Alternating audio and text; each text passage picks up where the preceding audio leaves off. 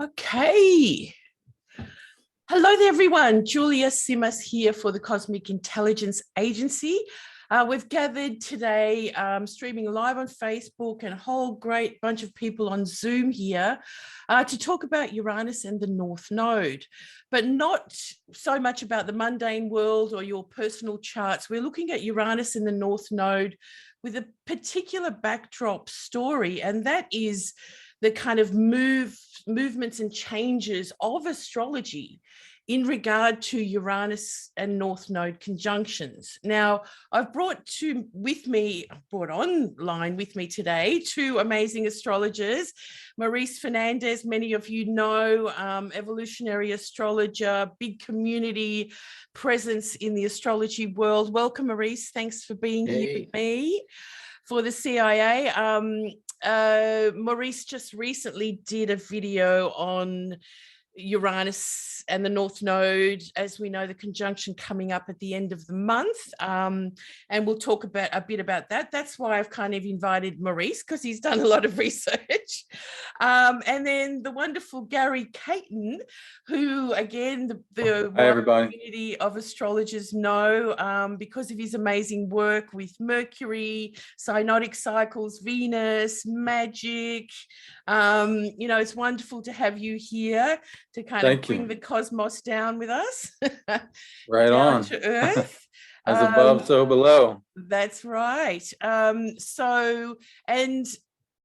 bit of the background to putting this together was that Cary posted something a few weeks ago, in regard to Uranus and the North Node and the different types of astrology that we see kind of come out over the past 100 years.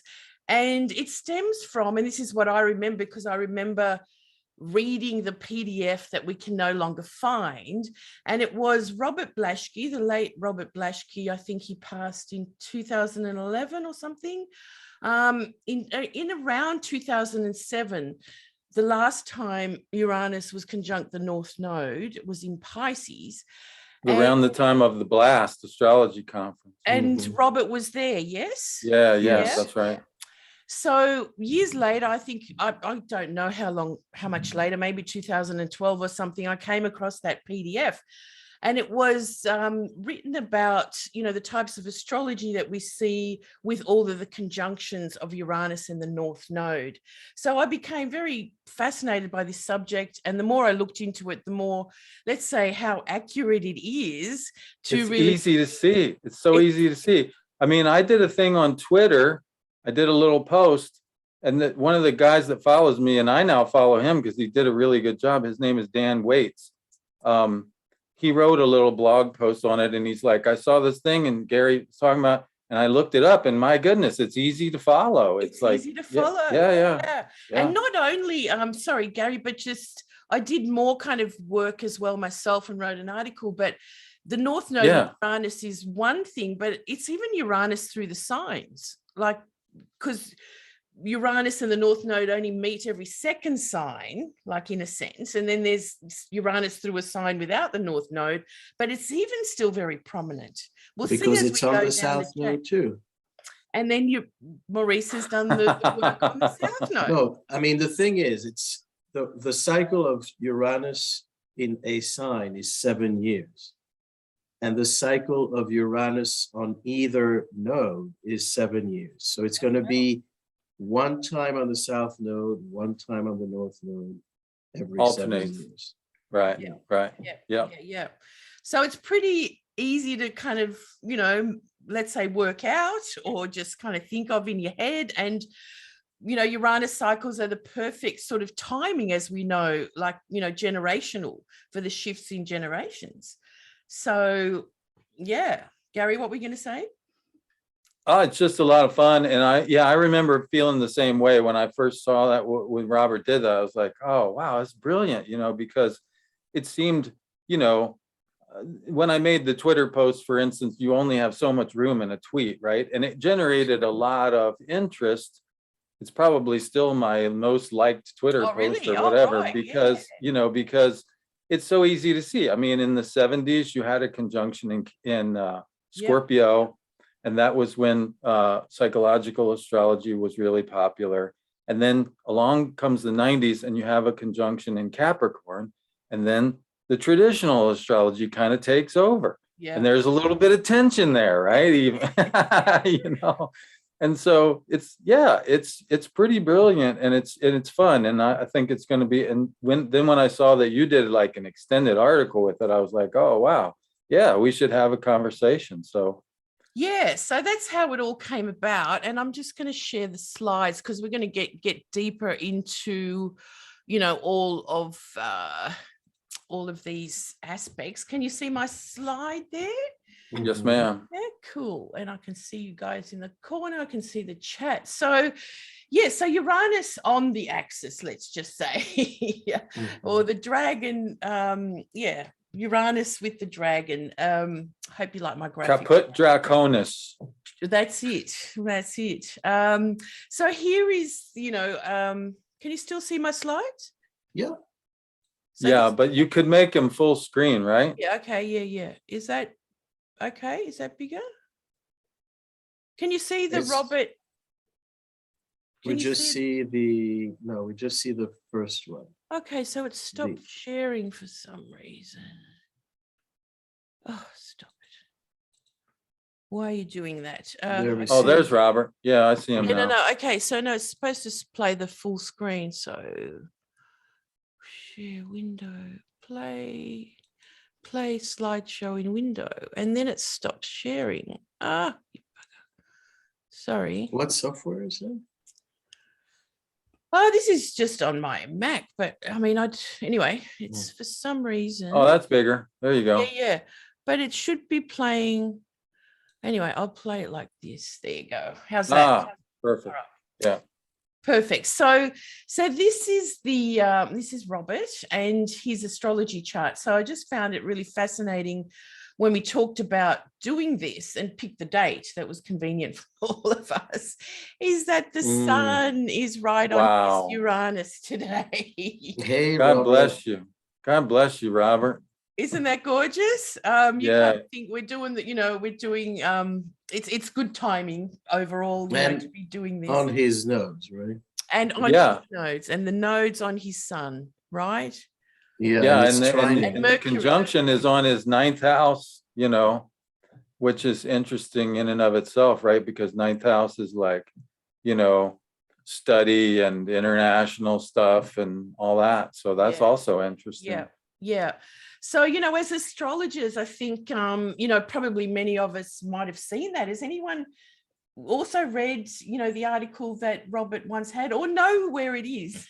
Or know how we does anybody know where we can find it? Because I was sad to lose that. That was a really great article. Yeah, I had a PDF of it on my old, you know, last computer or something, and then right, you know, save things, and it's on something that won't open, you know. But if anyone does find out or know where it is, let us know, because I'm sure many of you would like to see it. So so anyway, just really perfect synastry timing for that. Thank you for honoring him, Julia. You know, I mean, Robert was very dear to me personally. I knew him personally, and not really well, but you know, he was very supportive of the younger people. You know, right. And you know, and he was a really great technical astrologer. I mean, he did some really great work, and he did some really interesting things where he had a big mailing list, and he would ask people to participate in his research. And I participated in some of them myself for some of his books. Great. And you know, that I thought was, you know, kind of separated him from the crowd. But anyway, thank you for honoring him. It's really great. No, and you're lucky to know him. You know, I really only found out about his work later and stuff, but I've certainly learned a lot from what I have found of his work, for sure. So yeah, his books are still out there, and they're, I mean, wow. Yeah, so, really great stuff. Have a look up Robert, everyone, if you haven't known of his work. There's stuff out there. So let's just sort of talk a little bit about, now I know, Gary, you have a lot of let's say ancient wisdom and astrology in your work. And let's say Maurice is a very modern astrologer in a sense, evolutionary. And, the ancients used to have Mercury as the ruler of astrology. And, in the modern world, we have Uranus ruling astrology. And, what we're going to talk about today will... Some people say Saturn. Okay, as well. Yeah. All right. When I was first coming up, you heard about Saturn, and that's more of an occult thing because Saturn ruling just deep contemplative things in general, deep wisdom is Saturnian, and really in the old days, it would have applied more because of all the hard work that it took. You had to like learn how to calculate a chart by hand or whatever. That's Saturnian. Discipline, sure. Yes. Yeah. So. Well, I mean, we can put all the planets into it. And combination. I mean, there's Venus. I think, the connection to the cosmos and the beautiful order is very Venusian. But I think the Uranus aspect is really capturing the fact that astrology is a tool that helps you look at yourself objectively. So it's that detachment, but it's that, that's opportunity to detach and see your life, yourself, or whoever you're looking at.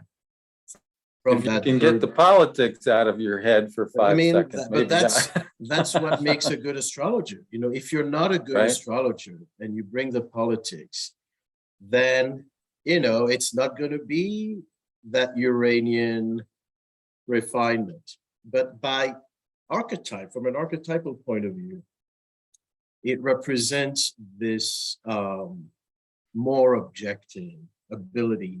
That's a great point. A tool that allows us to look at things the way they are. We're going to have a Saturn transit. We can't change that. You can't recalibrate your chart to say I don't have that transit. So it helps you gain a more scientific, in a way, perspective on the cycles of your life. So I think that's part of the important Uranian nature of astrology. Yeah, good point. And from the traditional point of view, the reason why Mercury, because it's about Mercury as the function of coding and decoding information, right? So Mercury was the planet of scholars and philosophers and astrologers because it was the planet of people who dealt with information, so that's pretty simple. But I think they both work. Above and below, the psychopomp that can connect the two and go from, But you'll see, it's interesting that many astrologers have strong Uranian, or we may say Aquarian qualities if you connect the modern ruler aspect. But you will see that in order for you to really be a consulting astrologer, you'll also need a lot of Leo and Cancer, because if you only look at the Uranian aspect, you're going to be more of a researcher. You're going to be more of a, a technical. Need that emotional connection to be a consultant. Exactly. Yes. So absolutely. The Cancer and Leo can bring that to a personal context. Otherwise, it can just be very heady and more, more about theory and research and analysis, and not so much about engaging with people and touching their vulnerabilities. That's a really good point, Maurice. In fact, that's why I went back and got a counseling degree, because when I first started out, I was a very technical astrologer. I was very predictive, and I would tell people, when this transit happens, this is going to happen. And they would start crying, and I would be like, what? I did my job. I told you what's going to happen. I predicted. And I didn't know how to handle it. I was genuinely befuddled. And I realized I have to learn how to talk to people and within an emotional context. And so I did that. That's great. That's great. I mean, working with OPA, we got a lot of feedback from people's consultations. And we can see, we could see many people who came with the feedback that, yeah, the reading was accurate, but, like the astrologer was very, very too blunt or challenging, challenging that way. Yeah, one of the things that they taught me in counseling was you only have the right to confront someone as much as you first are supportive of them. Mm-hmm. And so if you're just being blunt and confrontational with this information, it's not human. You're not being human with them. You need to be emotionally supportive first, and then you can say, okay, what about this? That's what it feels like to be human. And that bluntness can be very Uranian.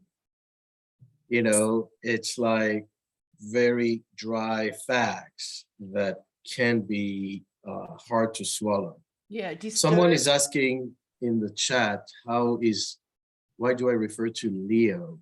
How is the Leo connection? What I find interesting is that Cancer is definitely the ability to connect with the vulnerabilities, people's vulnerabilities, and understand the human side. But Leo has to do with the way you lead your life and to help people manifest their purpose, to connect to their sense of accomplishment and their natural expression. So as a Leonian aspect of counseling, it can be how to empower your client and how to bring the drama. There's drama in Leo, and our lives are full of drama. So it's the ability to actually have the patience for drama, because if you are that Uranian astrologer only, and it's only the Uranian quality of study, then you're like, these humans, they're constantly, causing some commotion. Yeah. And the Leo can address that. Like, what's the drama? Let's talk about it. That's really interesting. Yeah, I hadn't thought about it that way. Yeah. Takes one to know one, is what you're saying, Maurice. So do you guys have prominent Uranus connections in your chart to show, like, if you are astrologers? That's the classic line, like, astrologers are led to astrology because they have significant Uranus placement. Yeah, both planets are really prominent in my chart. Uranus is on my Fortuna, so that's pretty prominent. What about you, Maurice? Well, I do associate Uranus with Aquarius, and I have the nodes in the North Node in Aquarius. And it's very interesting that I came to astrology when I had my nodal return at age 18. So that was the time where the sky opened up to me. Yeah, right. And Uranus, I believe, was on my Jupiter. Natally, Uranus is in the fourth house in my chart with the North Node. Okay, fourth house. You had the sky in you all the time. My Uranus is on the midheaven, opposite the moon on the IC. So it's kind of like it's in that axis for me. So I have the emotional connection too. Yeah, that's good balance. Yeah. So Uranus cycles, of course, the 7-year cycles are a good timing to kind of look at this theme. But Mercury, Gary, I was just going to quickly ask you, Mercury moves around a lot. It does have bigger cycles as well, doesn't it? Like, as you... Yes, ma'am. Yes, that's what I discovered when Erin Sullivan first talked about the cycles of Mercury in her really, seminal book, Retrograde Planets, from back in the 90s. And, she did a book on all the retrograde planets. And so the section is like, maybe 5 pages on Mercury. But I was thinking, there's more to that. And I started researching it, and I found there's like 4 more levels to it. And I ended up writing an entire book about it. So, but the first level is that, for instance, all 3 of the Mercury retrogrades this year are happening in air signs, right? And so what I found is that certain years take on the quality of air. For instance, the Wright brothers' first flight happened in a year where all the Mercury retrogrades were happening in air. And what that means is that Mercury spends more time in the air signs than all the other signs combined. So it's a very strong emphasis for that year on that element, you see? Yeah, and then there are other cycles that go up to 79 years, which is almost a Uranus cycle. That's right. Yes. Yeah. So they're connected anyway. So Mercury cycles take a lot more study to work out their bigger kind of influence. But again, if we're writing the book, it could be interesting to add some of that. Yeah, if we end up doing that, yeah. Anyway, let's move on. So, what planet rules astrology? I think, let's stick to Uranus for today, just because of the cycles are so perfect, as we'll see. All right. But, I think Neptune is very connected to the way astrology works, so to speak. I will say, that to me, I did some research, like literally with statistical analysis and looking at many charts of astrologer, and it's an ongoing process, so I'm not done. I'm With still Astro Databank? With Astro Databank, and also collecting from astrologers themselves. And I find that this combination of Uranus, Neptune, as well as Pisces, Aquarius. Well, that's when I became an astrologer, was when Uranus and Neptune were conjunct. Yeah, and I bet that this generation of the early 90s are gonna, there are many astrologers coming out of reincarnated, because Neptune represents the spiritual, and Uranus represents the more high rational, not just the dry rational, but the high sciences. And so that astrology is a fusion of spirituality and science. The astronomy, the measurement, the cosmic cycles, but with a spiritual meaning. Yeah. And it's very prominent. Like, many astrologers have this interplay between Uranus in the 12th, Neptune in the 11th, Uranus Neptune aspects. So I think there's something about that. Yeah, amazing. Anyway, so let's just say both of them are all of them are very active in a sense. But again, for the cycles of how astrology works, I mean, other astrologers often use Urania, the asteroid Urania, to put in a chart to kind of see, where how that is in your chart and what it connects to, to the type of astrology you may do. Urania was, of course, the muse of astronomy and astrology. She was called the muse of astronomy, but of course, back in ancient times, astronomy and astrology were the same thing. So do you guys know where your Urania is, so to speak? It's been a little while. I would have to check. I can check real quick. Okay, and then there's also an Aphrodite Urania, which is very much connected to the heavenly Urania. There's a Aphrodite Pandemos, so the earthly Venus in a sense, and the heavenly Venus, and that would relate to having a morning star or evening star type of Venus placement. Although which one do you think would be the Urania, the morning star?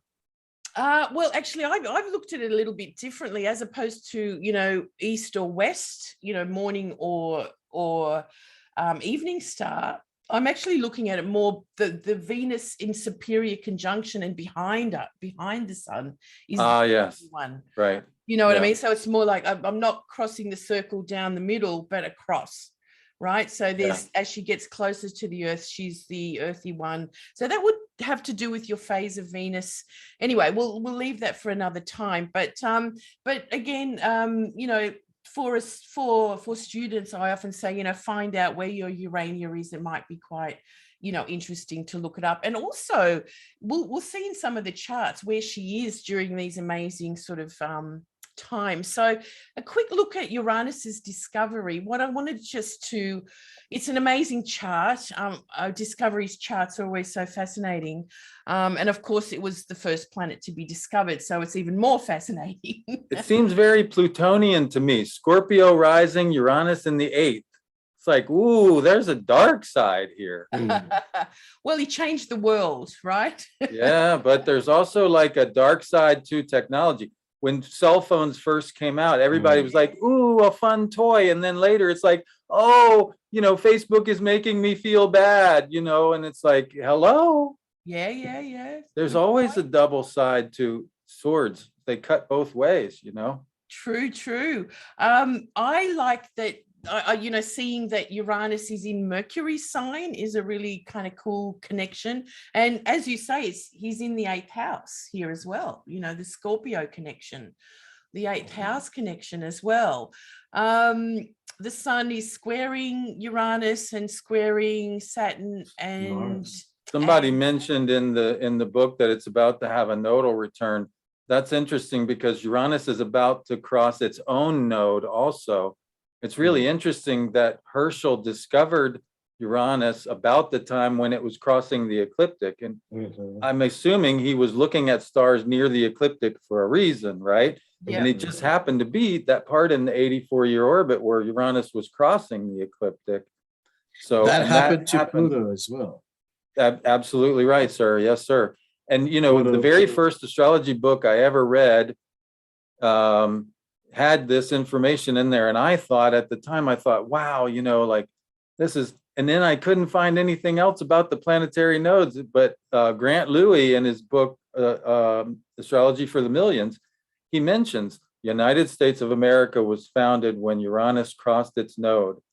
The Soviet Union was founded when Neptune crossed its node. The Nazi Germany was founded when Pluto crossed its node, and it's like, whoa, man, I remember. And this is in the middle of a cookbook, Mercury and Gemini, Moon and Virgo, blah, blah, blah. And then, hey, check this out, and it's like this mundane stuff. And it kind of blew my mind, man. So Uranus's node is in Gemini, yeah? It's around 4 it's in the middle of Gemini. Yeah. And that's very much connected to Venus Gemini star point. Anyway, it's all connected. But really, I mean, we'll look at that later, but I think the Venus node and the Uranus node may have, quite a kind of calling for this rise in astrology that was 2012. But anyway, that's just a theory. Mercury sign. I've always loved this chart because you can see the castration myth in this story as Venus, Oh yeah, those stars that Mars and Saturn are in, that's the tail of Scorpion. Oh, that's there you go. Malefic energy. Right. Oh yeah. And so the opposite Uranus, who is castrated and out of the and the sun is squaring, of course. And Venus is, born.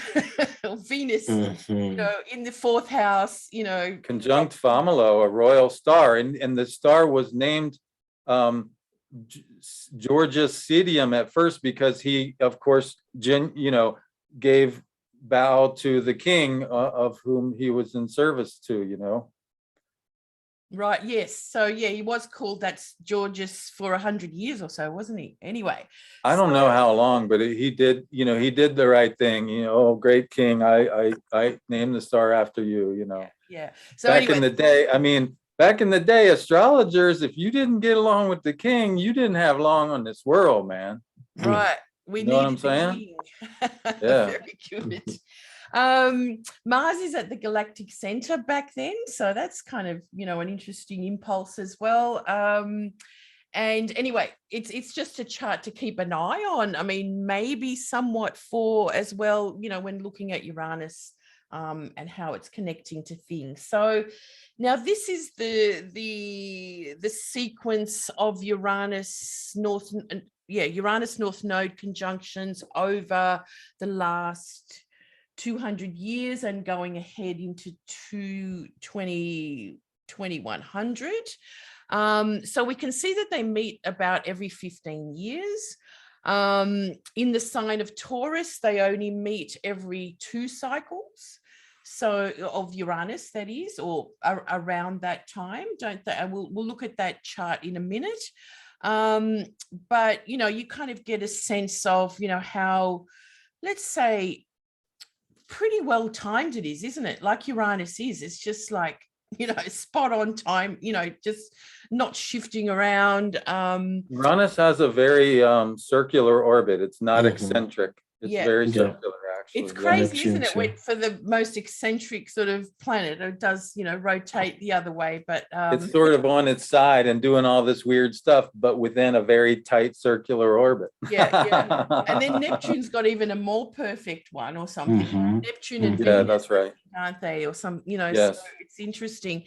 So anyway, so that's just a table. You can look back, but we're going to go into it a bit more in detail. And this is a wonderful, you know, graphic from AstroSeek for people that might not know about using that. You can see it's a great website. Yeah, isn't it? Yeah, for all these tools. So here we are, 2022. So what happens is that every time Uranus meets the North Node, it sort of jumps a sign, right? So the last time was 2007, then it was back in Capricorn, then it was back in Scorpio in 76, and we're going to talk about this, you know, this is all, let's say, the feminine signs, but for 100 years or so before that, we then had Leo, Gemini, Aries, Aquarius. So it goes through, let's say, the masculine signs and then goes through the feminine signs, which Gary is going to talk to us a little bit more about. Hang on, I'll put your chart up now, because that's a really kind of interesting shift and dynamic, isn't it? This really blew my mind when I was trying to wrap my head around this, you know. I started looking and I said, wow, look at that. Because I mean, and again, we're not necessarily going to veer off too much in the mundane, but I just want to point out, look at those brackets from 1900 to 1976.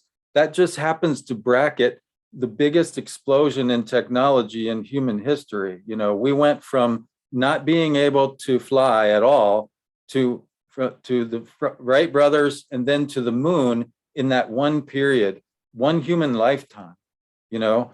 So you had, you know, and you had, so Uranus is like the planet of technology. It's specifically because, see, Uranus is just visible to the naked eye if you know where to look. I've seen it. So it's like it represents this thing that's there just at the threshold of awareness. If you know, if you have the inside information, like the technical know-how, you can tap into it, right? So there's this, and then the North Node basically represents popular trends in mundane, like for instance, oftentimes the housing market, people time with the nodes and stuff, right? So all this technology that became popular during this time, cars, you know, the Ford, you know, motor car, you know, radio, cinema, TVs, and it's all technology that brought us up and out, right? The fire signs and the air signs have this upward pointing triangle for their alchemical. Think about the technology that's come during this time after that. Cell phones and computers bring us down and in. You know, now a lot of people don't have to get in their car and go to work because of Zoom.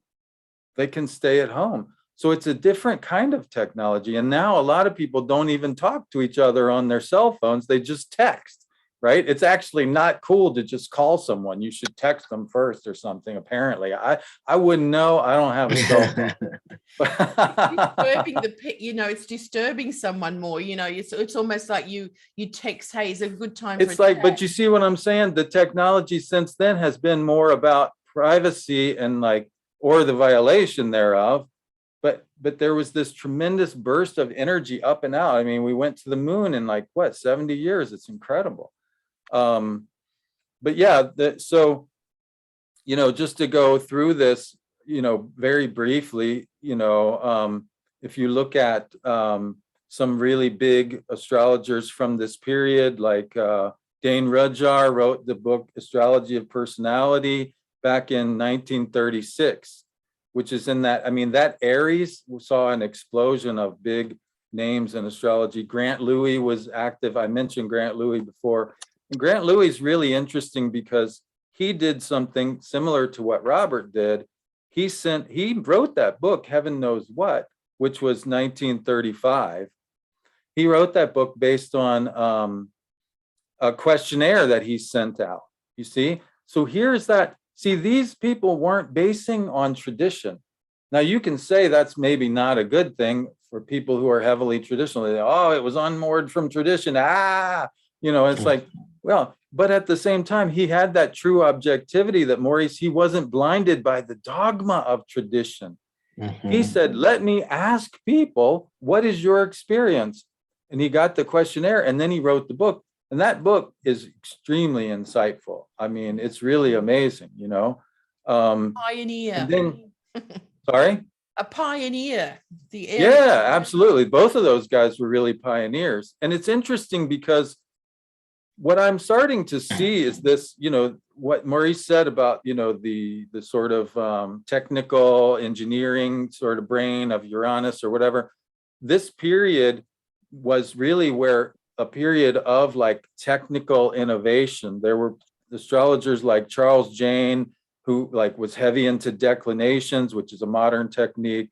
Edward Gendreau, who started like relocational astrology and this kind of stuff. Both of those guys were very influential on Michael Earlywine, who then took all of that technical innovation, put it in a box, and now we have astrology charting software. When that began in the 1970s. So it's like this period of technical innovation kind of go whoop, and then it gets put into a box. And now all of a sudden, storage. We have a generation of astrologers who don't have to calculate chart by hand. I mean, I did when I first started out, Yeah, we and you know what? I bet you there's a lot of astrologers these days who don't even own an ephemeris. I bet you there's astrologers out there who don't even know what an ephemeris is. It's like mind-boggling to us who came up in this other era, but it's like it's not as necessary to be that technical anymore. Well, think about kids who don't need to handwrite anything today. They don't know how to write. They type everything, right? They type. Yeah. So that's another parallel to that. Yeah. I know it's my interesting. handwriting's gone really bad because I don't write much. It's really awful now. I make a point to do all my notes in longhand, and then when I type it up, I do the but yeah. So it brings back that point that Maurice was making about Uranus and Neptune, about right brain, left brain, and the masculine and the feminine, the engineering mind and the emotional, artistic mind. I think maybe that we're seeing something like that here, where during the period where it's in the fire and air signs, it's more about the technical innovation, the engineering, because Jane and Gendreau were both like engineers and physicists, and they were super, like technical, right? Yep. And then Earlywine, of course, was very technical. You have to be to write software back in the 70s, and then now it's more about the artistic expression. So is astrology a technical quote unquote science? I'm using quote because astrology is not a science as far as I'm concerned, not in the strict sense of the word science. Is it a technical methodology, let's say, right? Which it is, absolutely, and it can be. Or is it a spiritual art? And I think that really to be a good astrologer, you need both. But the point is that one or the other might be a little bit more emphasized with these alignments in the different kind of signs. Well, we do see that as we go back into a few of these, kind of segments. And if you look at the mundane just a little bit, yes, with that one, one more thing. All of the astrology groups, and I know that ESAR and OPA were reincorporated later, but they first began during this period in the fire and the air signs. And think about it. What do all of the astrology groups, what is their they have a test that you take for certification. They are saying that you are technically qualified to be an astrologer. So it's about technical stuff, you see.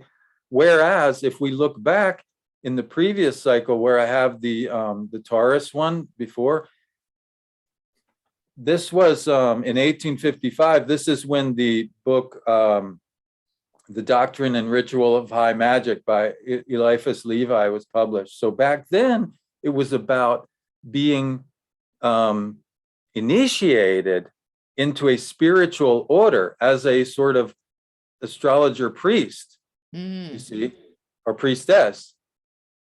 That's a different deal than being initiated as a technical magician. Yeah. You see what I'm saying? Yeah. Mm-hmm. Yeah. So Yeah, it's really fascinating. It is. It's amazing. And I didn't go back as far as 1855, with the notes and stuff. But so how do you see the Taurus kind of these initiations? Well, see, Taurus in the Golden Dawn system, Golden Dawn, which grew out of Eliphas Levi, and came about at the beginning, at the turn of the century or just before. They have a whole correspondence with the tarot, right? So they worked out all the correspondences, and I can show it to you if you wish. I do have it up.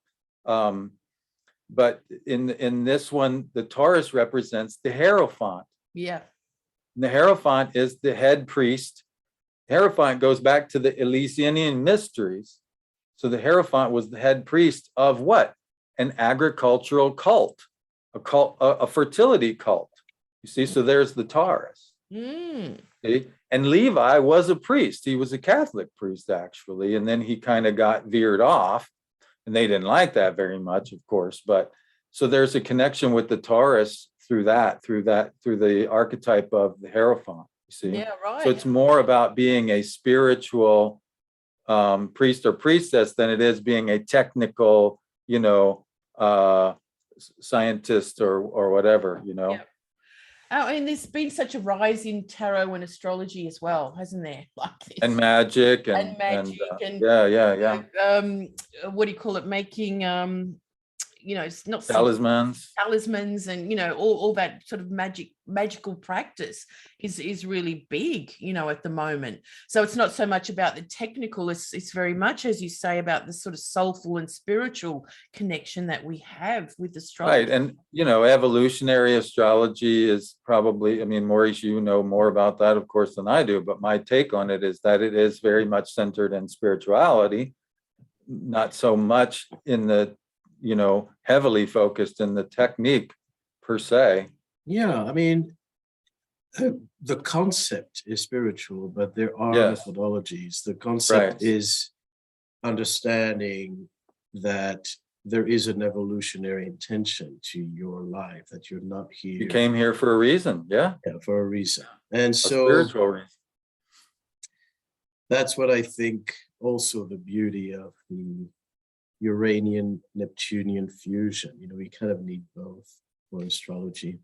And evolutionary astrology, again, I've got that in the kind of segments coming up, but was kind of Jeffrey birthed Wolf around Green. mid-70s, wasn't it? Well, it's interesting.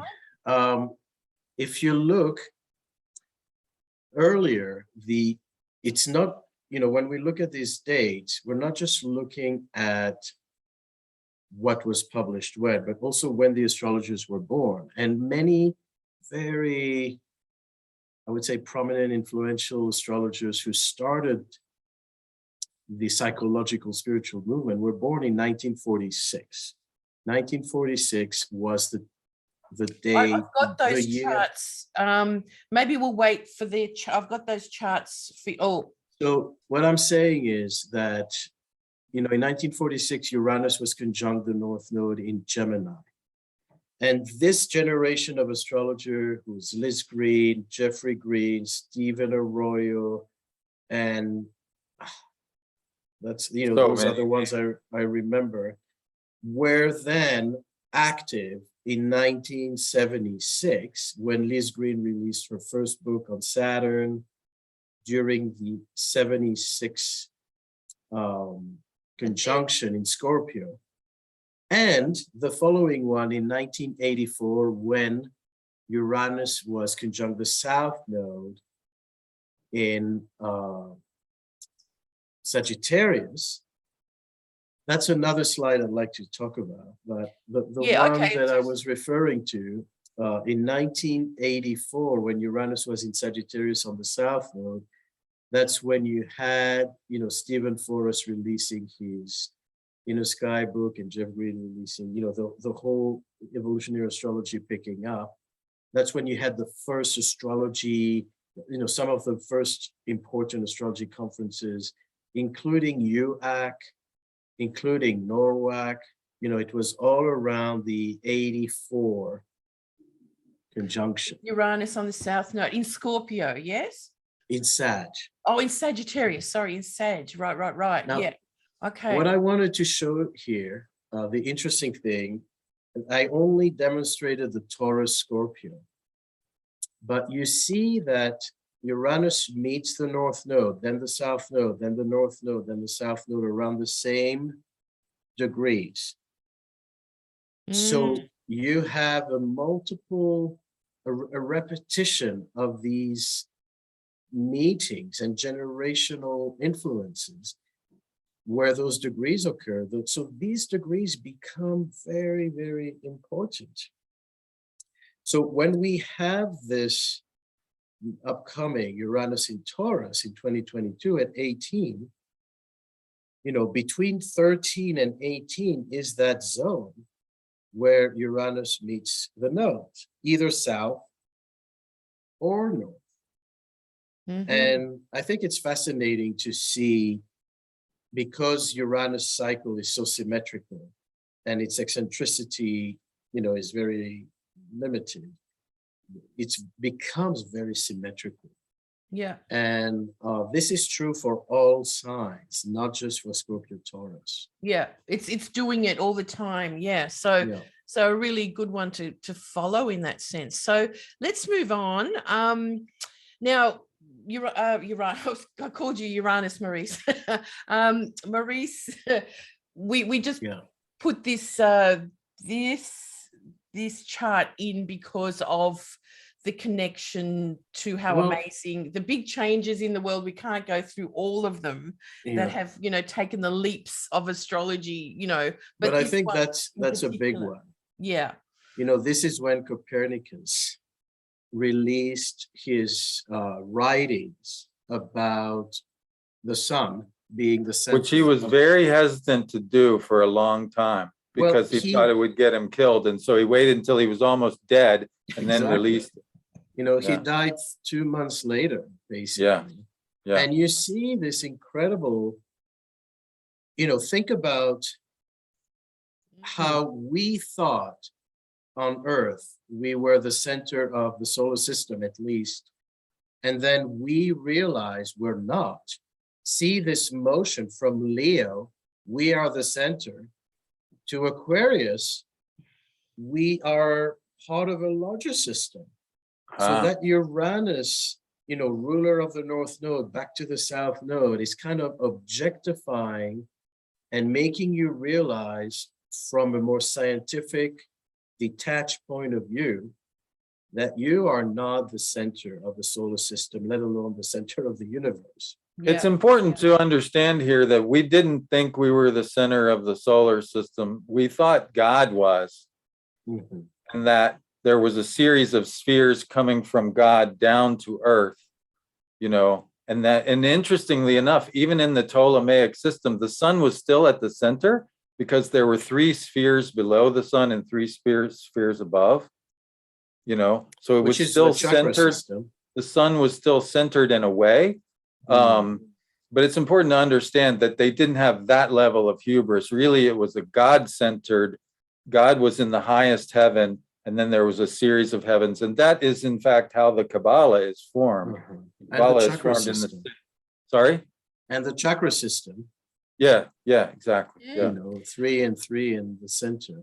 I love that Saturn and, in Scorpio, he's right on the nodes as we talk today. And of course, where what we're talking about is really pretty spot on this square at the moment. we have to remember that following that date, which was the late, mid 1500s, moving, following that with Galileo,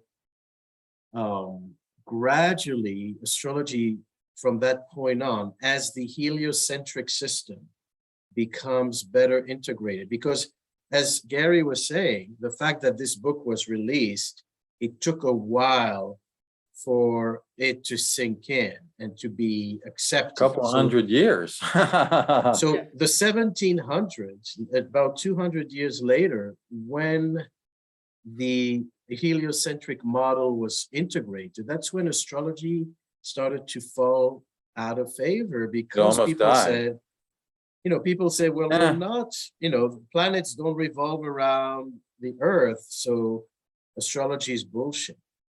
And so we can see how Uranus on the nodes was not just a scientific discovery and not just, an astronomical discovery, but it affected also what astrology. What's really interesting about that, Maurice, is that like that Uranian influence that is kind of disruptive. So, we lost our center in a way, because when you understand what after, Copernicus and Galileo, then Kepler comes along and says, hey, by the way, nothing moves in a circle. Not only is the dogma of astrology, which was everything's perfect circles, right? Which wasn't true. Yeah.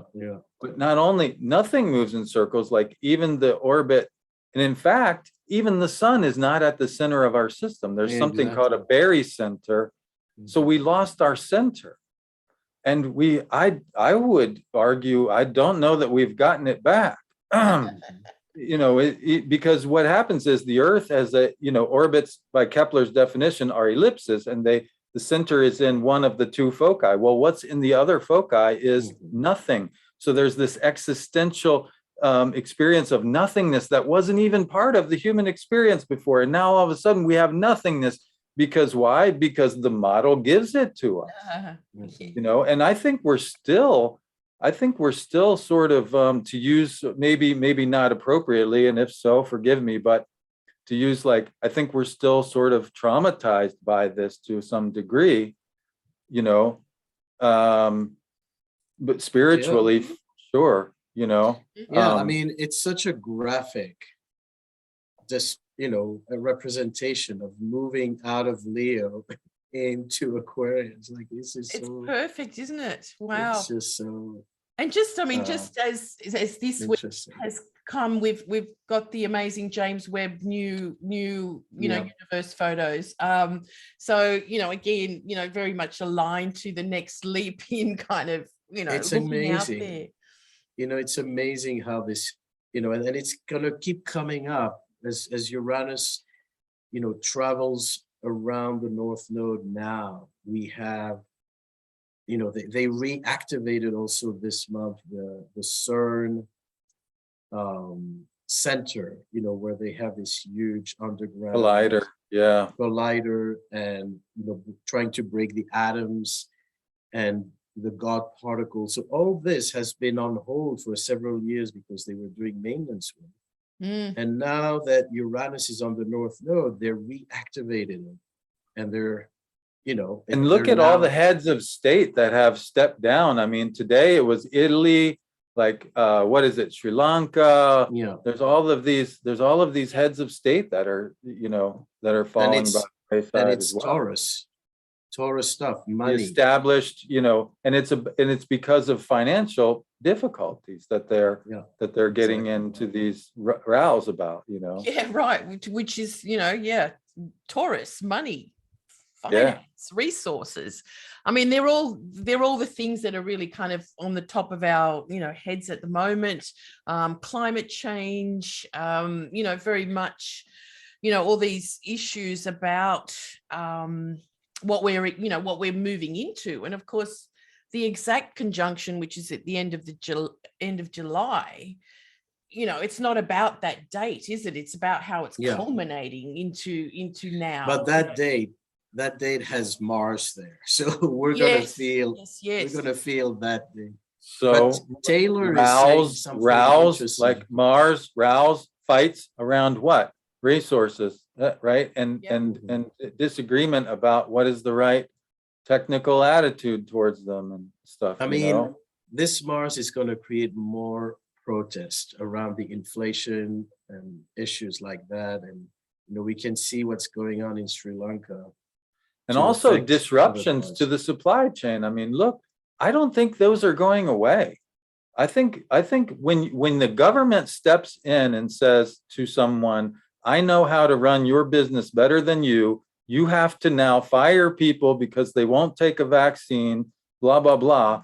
That has an extremely disruptive consequence.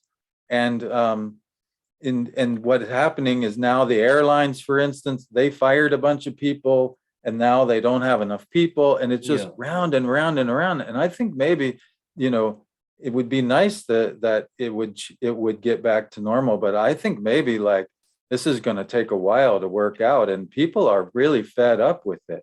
Yeah. But the good thing is that whenever there's a Uranus North Node transit or Uranus nodes transit, the intention, if we talk about evolutionary astrology, the evolutionary intention is an upgrade. So all these disruptions are not just for the sake of noise, they are for the sake of Uranus new solutions. That's what Uranus wants, is to create new paradigms, new solutions. So Bitcoin, the Bitcoin, is interesting how on the one hand, it kind of fits the Uranian paradigm, but on the other hand, it's consuming so much energy, and there's something not fully sustainable about it at the way it is now, that it remains kind of a question mark how it's going to evolve. Well, right. Unless you use Bitcoin, let's say without the banks, then it, that's the promise that it held originally, right? That it would decentralize the banking system and you could do things independently. And it came out about the time of Jupiter Uranus conjunct the Aries point, right? Yeah. Like that was, so there is a Uranian quality to it. Yeah. But the banks, it's very Taurian, have got the hold on it. The governments, they want to know everything. So unless they're trying their best to squash it, but I think they're a little bit too late. Well, but I think I think that what Taylor was writing in one of the comments is that there's also an upgrade of the physical body and a physical form, and the fact that you're going to fuse technology, AI, with everything today. Everything organic will have an AI component. And I think it also affects astrology because for so long, and I know this working at OPA, that astrology was not a sustainable profession. Very few people could do it full time and make a living and feed their families. So now with the advent of social media and the internet, more astrologers are able to generate more income. And we're moving now into a time where astrology can become a sustainable profession. So the Taurian North Node, I think, as part of what OPA was doing with iAstrologer, teaching the business, how to handle the business of astrology and how to not be ashamed to bring the financial question, because we were so into the spiritual realm and saying that if we're doing spiritual work, we can't ask money for it. Oh, and that's now, ridiculous. And now, these myths are dissolving. Yeah. But I think it's going to happen. Respect, I mean, Taurus can be just as traditional as Capricorn. Mm-hmm. Yeah. But it's about sustainability.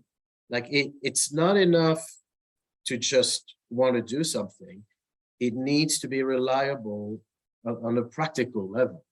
Yeah. So, yeah, but what I'm saying is like it went from Scorpio to Capricorn, then to Pisces, and then to Taurus, right? Mm-hmm. So we went from a Pisces conjunction where there was a huge influx of new people, right? And now it's going to Taurus, and it makes me feel like at the same time, even though it is technically more sustainable, Maurice, and that is an absolute fact, what you're saying, I'm not quibbling with at all. But I think also there is this solidity that is mandated, similar to Capricorn, of like, you have to have your SH together, and you have to be more responsible and more, you can't be this Pisces, dreamy, whatever, you have to, and it's going to, and if you don't have your SH together, it's going to, be very difficult. It's going to weed out some of this new influx from Pisces if they don't get their Taurus, solid. Yep. 2007, together. 2007, when we had the previous conjunction in Pisces, is when we started to have smartphone. It's the first iPhone in 2007 with this Uranus North Node in Pisces. And that, evolved into Instagram and all that, the tools that we use. So I agree with you, Gary, that the Taurus is going to weed out, who stays, who's got content, who has the stamina and the patience and the practicality, the in the end, and also there is a traditional aspect to Taurus that is similar to Capricorn. So I think maybe in as much as we're saying the fire air may be more the technological wizardry and whatever, and the earth water might be more spiritual, but there's still a difference between the water and the earth, where the earth is a little more practical and a little more traditional than water would be. And also, valued in a different way. That's the word as well, isn't it? Valued for different reasons. You'll pay for something that you value or love, that kind of thing. We better kind of move on a bit, but I love the Sabian symbol for this conjunction, even though many of the things might not be as relevant as what stems out of this time, because there's so much chaos. But as you said, there are the alternatives being generated for our reliance on gas and oil and that kind of thing, over at this time, going, what the war in the Ukraine has got to do with the oil prices going up here. It's just like, not oil, sorry, gas, right? Like how is that connected in this world? And so places in Europe, kind of moving into the alternatives as opposed to relying on the energy from Russia and that kind of thing. So there's a lot of things, moving, happening in the background that we won't see for a while anyway, again, because it's, these conjunctions kind of a forced upgrade. It's kind of like when Microsoft says, you must move to the new platform now. Yeah. And then your whole computer goes down.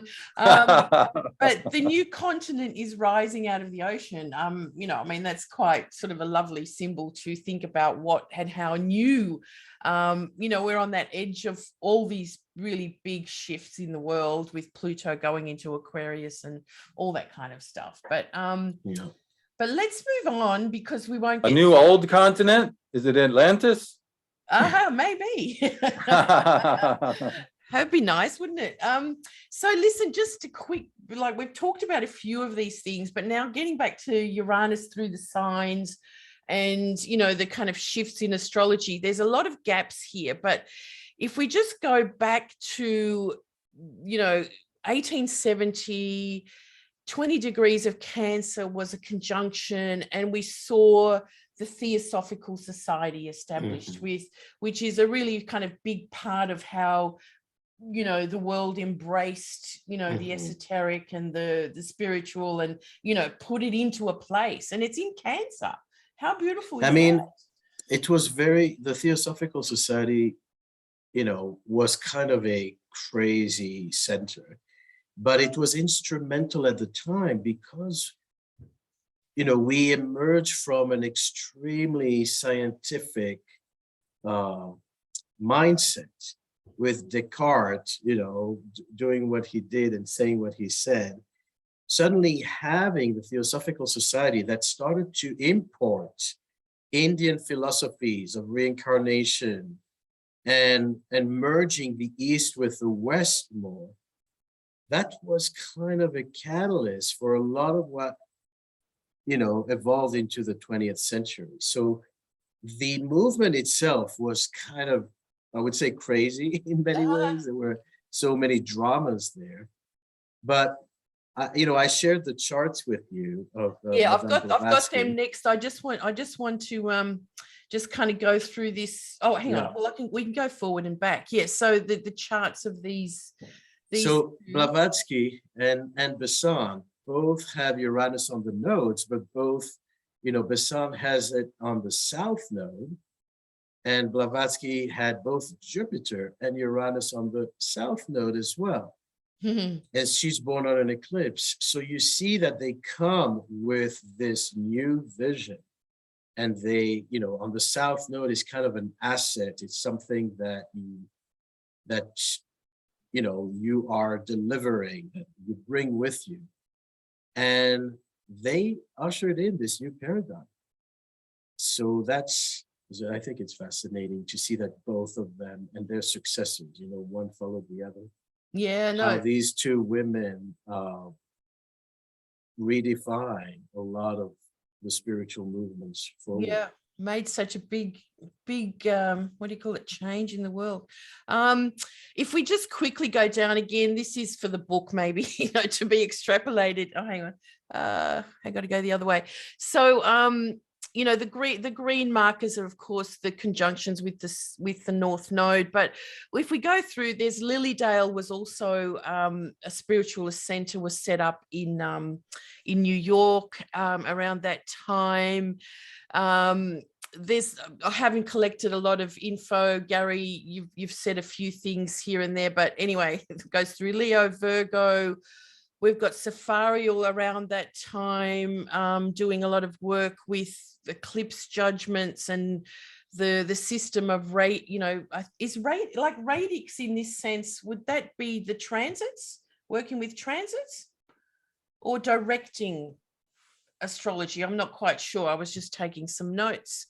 Radix usually means the natal chart is the radix. Okay, so directing the natal chart. And directions, primary directions are when you use the primary motion of the diurnal motion of as the signs rise. So that's I don't know exactly, but that I would guess that's what it's about. Yeah, around that Virgo time. There was an Astro magazine with Libra going. I mean, again, this is just very, very brief. Uranus in Sagittarius, there were 3 conjunctions around the turn of the century. When it's interesting that you have W.D. Gann in there. Yeah, both Jandro, supposedly Jandro worked with him. Again, I've just kind of noted a few bits and pieces, but it's interesting that, being arrested for fortune telling and Gann, what do you call it, writing on, future trends in the markets. And this is, the Sagittarian time. When Uranus was in Aquarius and then the conjunction happened, Alan Leo established the Astrological Lodge in London. Like, how perfect is that as well? I spoke there at that very lodge where Alan Leo was at. Yeah. I've spoken online for the lodge. Not quite the same. Interesting stuff there. Then Uranus in Pisces during the 20s. We have an oracle downloaded, the Sabian symbols. We have Alice Bailey write Cosmic Fire, which was, an esoteric sort of Bible in a way. And then W.D. Gann writes his most predictive novel, an encoded novel, called Tunnel in the Air. So that's really interesting with all the Uranus in Pisces. It's kind of going into this realm of, psychic sort of and predictive and so on. Then it moves to Aries. You've talked about Jandro and Gary earlier about this kind of era? Yeah, Chandra wrote some books about that. He was active in the whole first half of the 21st century, but he was a very technical astrologer. Like, he was a physicist, and he had this electrical model of how he thought, or magnetic. He was into electricity and magnetism and stuff like that. And he thought maybe that's how astrology worked. But he also did predictive work with W.D. Gann. Yep. Which W.D. Gann is extremely famous for his cycles knowledge, which is essentially astrological, even if you're working with. Yeah. Yeah. Mm-hmm. Oh no, we know a lot about W.D. Gann through Olga Morales here in Melbourne. Anyway, continuing down, and of course, Bill Meridian, he's one of our agents, has taught us a lot over the years. So then we have Uranus. The last time Uranus was in Taurus, although there wasn't the conjunction, there's some interesting bits and pieces again. But Jondro and Jane, I read that they kind of, this was their, I think it was 1939 that they had this volume that was, the full working system of mundane astrology, like they developed this whole kind of. They were very predictive. Yeah. Another thing in August 1930 is when what we call the horoscope craze began. And that's when someone was commissioned to start writing a column, the sun sign column. In the UK? In the UK, I think it was following, It started a birth of a royal baby, and they did a chart, and then next thing you know, horoscope columns were born. Right. And that was August 1930 when Uranus was in Aries on the North Node. It's a new beginning, yeah. Okay, see, like I said, there's a lot of things in here to fill in, but just giving us a bit of a taste. And then as Maurice mentioned, the astrologers Liz Green, Jeff Green, and Stephen Arroyo, all born in around the 1946 conjunction. And this is where I remember, Gary, I think Robert Blaschke went back to Gemini, to this Gemini part. I don't remember him going back earlier. Yeah, I'm not sure about him going back any earlier either, but I know he went back at least that far. Because he was more of a modern astrologer, he was pretty modern, technical kind of guy. Yeah. But I remember that what he did write was the Fagan Bradley,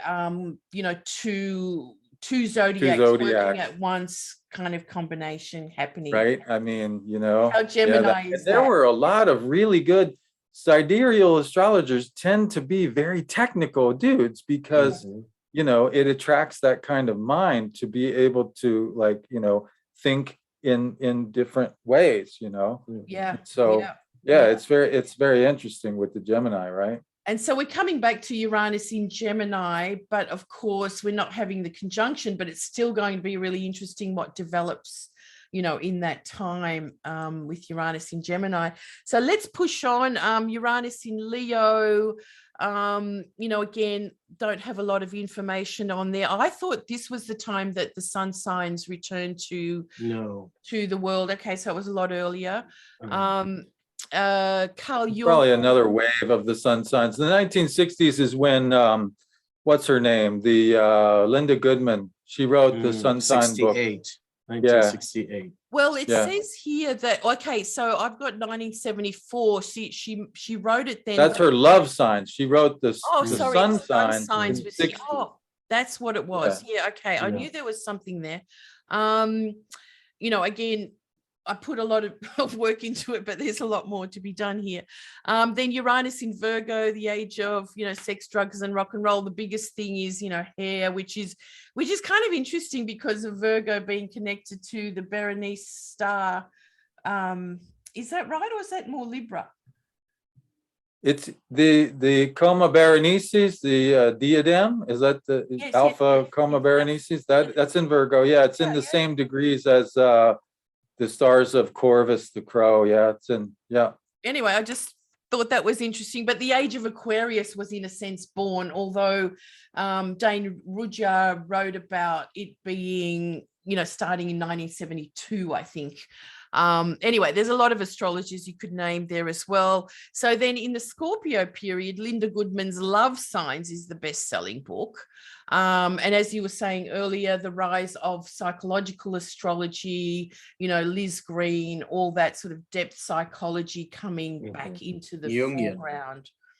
Yeah, and it's interesting because Rudyard wrote his book in 36, way back in that, what I'm calling the technical, but you've got to remember, to his dying day, Carl Jung, I'm going to say, kept up the pretense of being a scientist. I'm going to say pretense because now you have people writing books like saying Carl Jung, the mystic, right? I mean, what's his name? The guy that was the bass player for Blondie, he wrote that book. Do you know what I'm talking about? The bio of Jung. He calls it Jung the mystic, but to his dying day, he clung to that because Freud had invaded his mind to that degree. You must be a scientist. You can't be this hocus pocus stuff, And so it's interesting how Dane Rudger's book was written in 36, but it wasn't until the Scorpio, until the feminine and water signs, when Uranus and the nodes enter that his work then becomes popularized by this whole new generation of who really pull on that,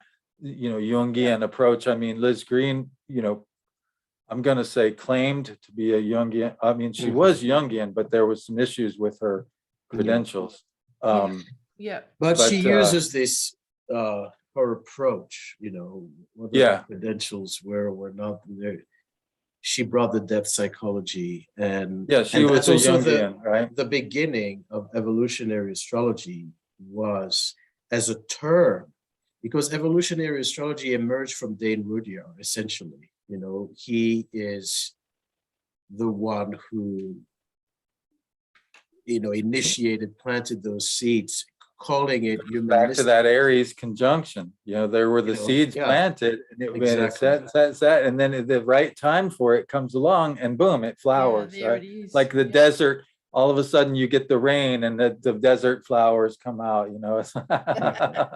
It's pretty amazing. There's a time for everything, hey? Yeah. Again, like there's just so many names that could be in every segment here. Then Uranus in Sagittarius, there wasn't a conjunction, but look at the stuff that happened there. Again, another, mundane, I think, we saw the mundane astrology kind of segment earlier with Uranus in Taurus, and Uranus in Sagittarius is very much about the world, right? So mundane meaning world, physical, and then Sagittarius again in another light. And we have, the Bayesian, Campion, and Harvey mundane astrology kind of Bible come out as well. The Pluto book by Jeffrey Wolf Green, and then astrocartography. Like, how perfect is that? With Sagittarius. Yeah, it was patented just before it went into, it was like Uranus in Scorpio, but then the book came out, during this Sagittarian time.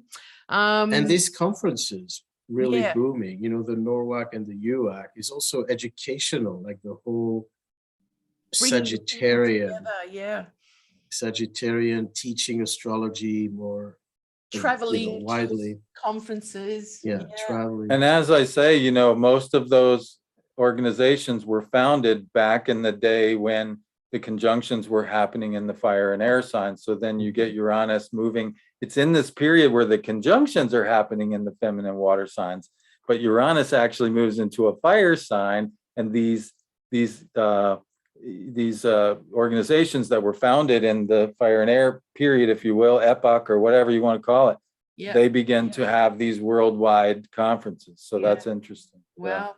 I mean, I think these are these kind of this look back through time, in a sense, is very inspirational for what comes up. What's coming up, like with Uranus through a sign, for astrologers to be inspired about, what to kind of, let's say, launch or begin in that way. So now the Capricorn one, that's just so super, let's say, potent with the archetype, isn't it? Digging up the past with project hindsight, and the history of astrology, right? To this incredible ancestral feat of translating for the first time astrology by astrologers. And Now- I think in all fairness, translation is like a bit of an understatement. Okay. I was there in the Yep. 90s. I happened to be hitchhiking through, and this lady, I was staying at her cabin, and she's like, "Hey, you're into astrology, right?" I was in Berkeley Springs, West Virginia, just happened to be hitchhiking through. And this lady says, "Hey, you're into astrology. There's something going on. Maybe you should check it out." And I go down there, and Schmidty was really generous, and really, he let me hang out and stuff. But Schmidt would be telling us about the Greek, and he would be putting us in the minds of a Greek. So it's not just the translating, but like actually putting yourself in the headspace. And he was an amazing speaker. I mean, Leo rising with Pluto and Leo. I mean, and he would pace back and forth, and he had the microphone cord, and he would be flicking it like this, and it was like this big cat flicking his tail, yeah. But anyway, he would break it down, and he would put you in the headspace of these ancient Greeks. That's really the profound thing of it for me, is like translating, yes, but it's really actually like learning that makes think sense. like that. Right. Yeah. Perfect. Wow. So the amazing sort of wealth of information that came from that time. A Kepler College was launched. What else? There was a few shows going on in London. I mean, Kepler College was huge. That's like the first time we tried to reintroduce astrology to academia. Yeah, right. After it was, ousted in the 1700s. The first attempt, because it wasn't, it didn't last very long, but that's a very Capricorn concept, credibility, being part of the, respected, established. The in crowd, right? Yeah. Capricorn is the sign of closed boundaries. You're either in or you're out. And Aquarius is the sign of open boundaries. Yeah. We're all, as astrologers, there's always a question of credibility. Like, are we serious? Can we be taken seriously? And that Capricorn movement was about trying, to establish more solid references, because the translations of ancient texts were not only about recovering this lost knowledge, it was about understanding our ancestry and building foundations that could provide more solid roots, more solid foundations for the future of astrology. So it's all very I would argue Capricornian. that is still ongoing. I mean, like I was saying, to own our roots, not just in terms of astrology, but in terms of like with Eliphas Levi and the French occult revival that happened during the last conjunction in Taurus, right?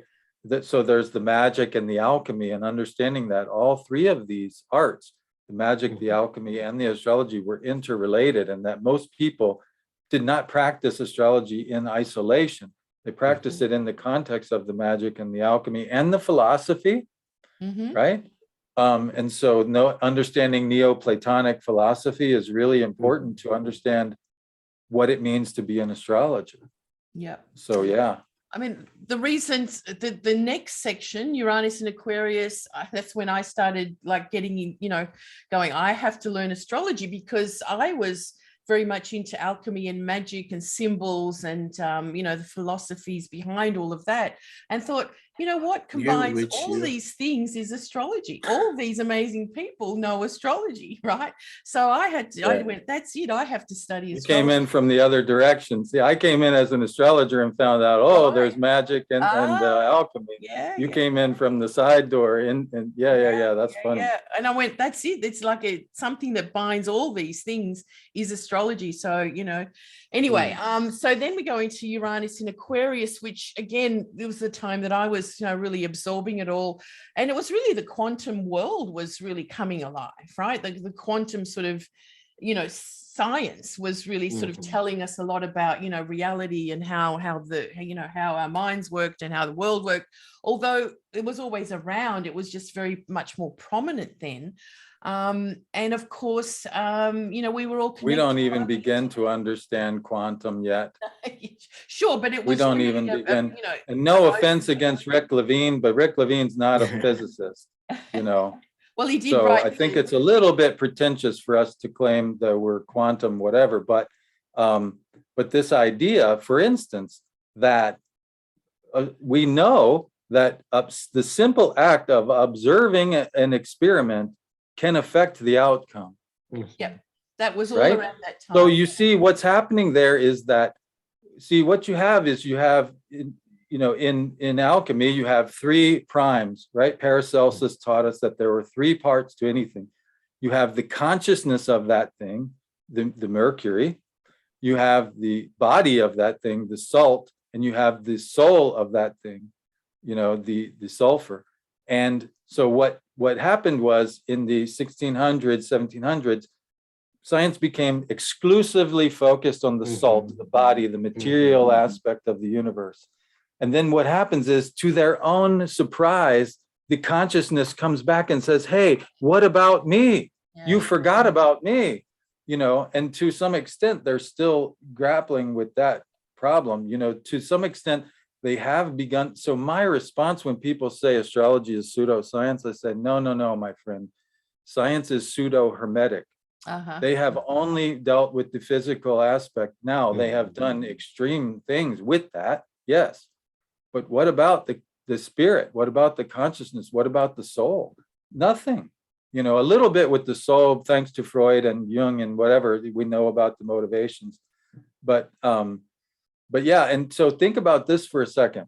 But it brings us back also to, if consciousness influences outcome, it brings us back to the subjective world.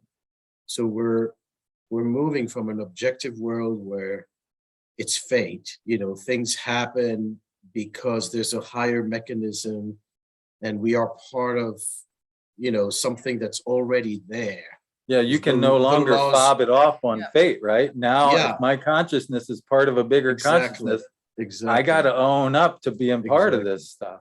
And so we return to consciousness, brings an element of personal intervention into the creation. So I think it's back to this Leo Aquarius axis. Yeah. Yeah, so consciousness kind of moved, was really sort of upgraded, I think, big time.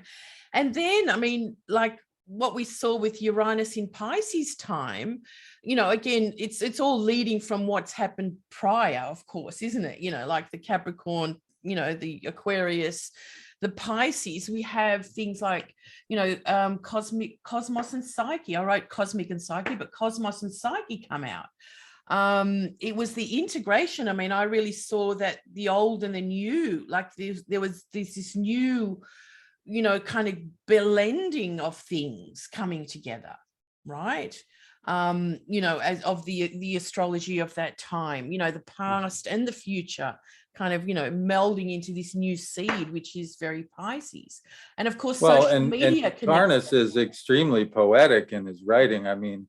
His passion of the Western mind is considered, even in the mainstream, the academia community, to be a masterpiece, mainly because it is inspirational as hell. Yeah. Yeah. It lives up to the title, and in fact, the crazy thing about it is he wrote that book so that he could build legitimacy for the Cosmos and Psyche, which is really the book he wanted to write. Yeah. But he forced himself to write Passion of the Western Mind so that he would have a platform upon which to have it was like the background to the big story. Yeah. Like the Capricorn to the Pisces, right? So, it's really interesting about that. Yeah. So it was really, again, it was kind of my first sort of jump into the world of astrology, in a sense, but, and I started the CIA at the time. But, we were all connected with, again, we were connected, not just through the internet now, we connected on social media. And we were friends. We didn't fight about politics. We didn't? Remember back in the old days of when Facebook first came along, Maurice, everybody was like, hey, you know, and it was fun. Yeah. We Well, weren't that's how fighting we about got, you know, a big politics. following. Like we No, all, not you know, about politics. We were fighting about house systems. Well, yeah, but at least we were fighting about something that was, you know, it was something we were invested in and stuff, you know. No, it's true. I mean, if you go back a little bit before that on the MySpace, I mean, oh my God, the flame wars we used to have on that thing, holy smokes. So yeah, we were always fighting, but it seems like there was like a connectedness, like you were talking about. And I hadn't really thought about that, Julia, but you even talked about like establishing a collective mind. And I thought, wow, if I had known that that's what I was doing at the time, I might have been a little more hesitant to do a Vulcan mind meld with all these people. Oh my God, you know. Well, it kind of goes, you know, with the science behind how we were all thinking, you know, that there's this collective kind of, you know, hive mind, and astrology, you know, is part of that, the raising of that. Yeah, that's an interesting thought. I hadn't really considered that, but it is kind of fascinating. That's the whole CIA mission, really. You know. Yeah, I hadn't got that before. I appreciate that you pointed that out, because it's like, Yeah, so, you know, again, that. and then, you know, astrology as a meme, in a sense, not, you know, a little poster thing that, you know, flies around, but, you know, that whole sort of presence. Yeah, astrology is all around, right? And that's consciousness. That's consciousness. That's the missing piece that science has yet to integrate. But that's also the Uranian part. Yeah. That reminds us that there is an intelligent design. That we, you know, that astrology is a cosmic clock. And, you know, I had this series of interviews with different astrologers about, so what's the future of astrology? You know, what are the next steps? What if astrology becomes mainstream? And you know, there are many dangers.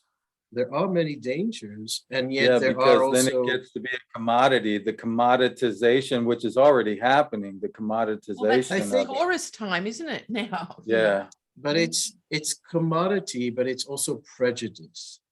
You know, think about how today, through the social media, you know, there's such a superficial application of astrology, and people end up you know, having to fit their astrology into a Twitter feed or a TikTok feed, and everything has to be diluted. So it creates all kinds of stereotypes where, you know, Geminis are not good for dating because they cheat, and Capricorns are boring, and, you know, and if it becomes mainstream, people can easily end up judging each other according to their sun sign to a detrimental extent. Yeah, there's a bastardization that happens when you reduce things to tweet size bites. You know, that was happening when I was first studying too. I mean, you know, again, we didn't have social media and all the, you know, it was. But think about it on a global level. Yeah. Think about it now globally. When you go to a job interview and they tell you, you know, you have a Mercury Saturn, we're not hiring you, or whatever. And with the way that cancel culture is going, Maurice, I think that's a very real concern, is that, you know, people are going to say, and I don't know about you, but from what I hear from, you know, and I think it's okay to use this word these days, but maybe not for me, but people who identify as queer, they insist there is no queer signature in the chart. Most people right? And so if there's no queer signature, there's no, you know, whatever like we can't be operating like that. That's no good. And but if you're only engaged with astrology on this really surface level, you might not actually know any better than to do that, you know. And so that is definitely a danger. I agree with you 1,000%. I mean, but the good side, you know, I think the good side, if we use astrology, if we use the Uranian signature, imagine that on a more global level, that people finally understand that they are part of a larger cosmic order.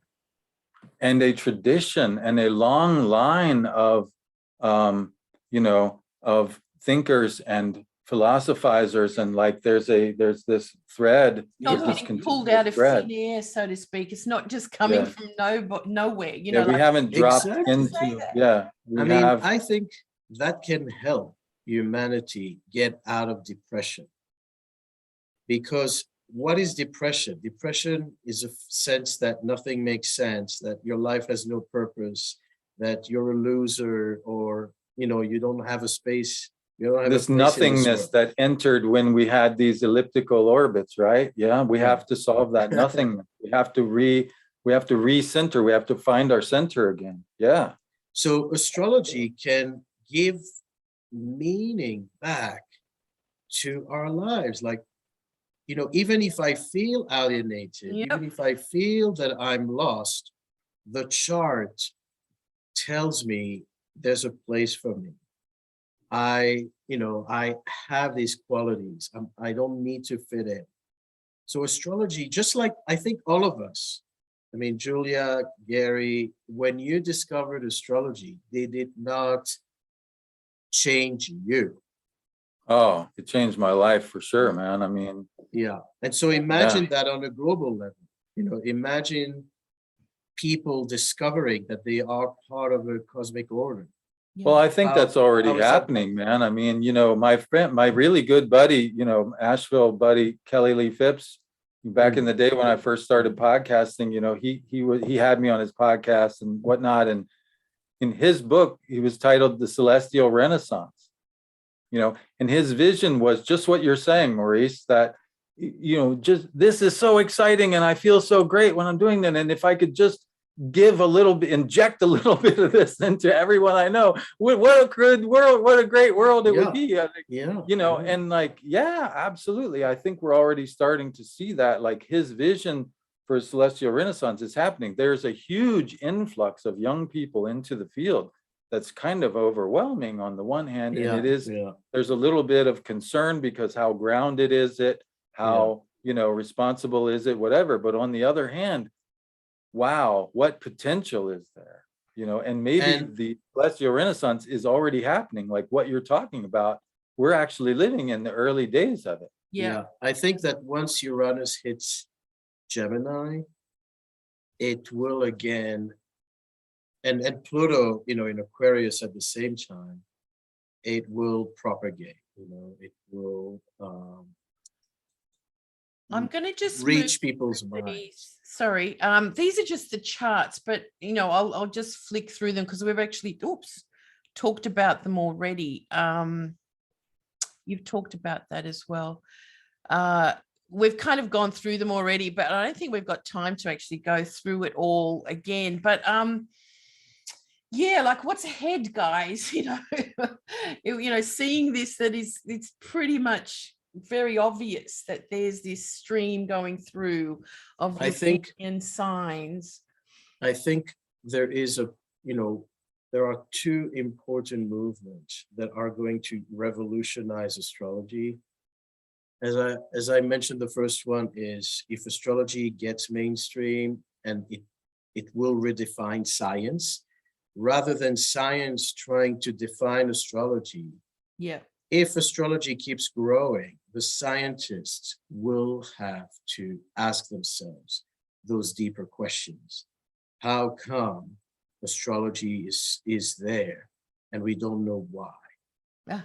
That's one thing. The other thing is that the change of consciousness, being part of that cosmic order. But I also think that with AI, fusing AI with astrology, we could start to, build algorithms, and build statistical research that the human brain, hasn't been yet capable of doing. That will affect the stock market, that will affect agriculture, that will affect a lot of our current sciences. So the moment AI is going to be able to use astrological references, it can create a boom. And Yeah, I change don't the know world. about that. I mean, I hate But to then be that's also so disagreeable. but- scary. Pluto in Aquarius time anyway. Just Yeah, I mean, my experience with that kind of thing is there's two approaches to statistics, right? There's and Schmidty taught me this, there's what they call the frequentist approach, which is that, you have to have this many hits out of this many, and then you have, correlation or what do they call it? Statistical significance, right? And this is how they got Michel Gauquelin. They said, well, your statistical stuff, it's interesting, but it's not enough to be, quote, scientific, right? I have found again and again and again that is the case. Like, it's just not, it doesn't match the frequentist approach. Now, there is, because to me, it's more of an art actually, but it's a method, there's a methodology, but it's a spiritual thing, so, but now there's another approach. Maybe the way it would work, Maurice, if it is going to work, in my opinion, the way it would work is through the approach called Bayesian statistics, which in Bayesian statistics, there's these probability distributions where there's these curves, and judging from one event, we can predict what will happen. And then as soon as I heard that, I knew there was something about it, because I think that we as human beings talk about we have these probability distributions stored in our head. I remember when I first learned to track deer, for instance. People think of it, you track a deer and you follow the tracks to the deer. That's not how it works at all. It's not a linear thing. I can see one track. I'm looking at that track and I stop and I go, okay, here I am. I know there's a hill over here. I know the deer bed this place. They feed this place. From this one track, I can bring in the whole of this environment and I can say, I think that deer will be here. And I go and there's the deer, you see? So there's this non-frequentist approach that is. But it's still a science. Yes. Right. It's not a dry science, like you say. It's not just a mechanistic science. It's not frequent. It's got to write its own book or version of.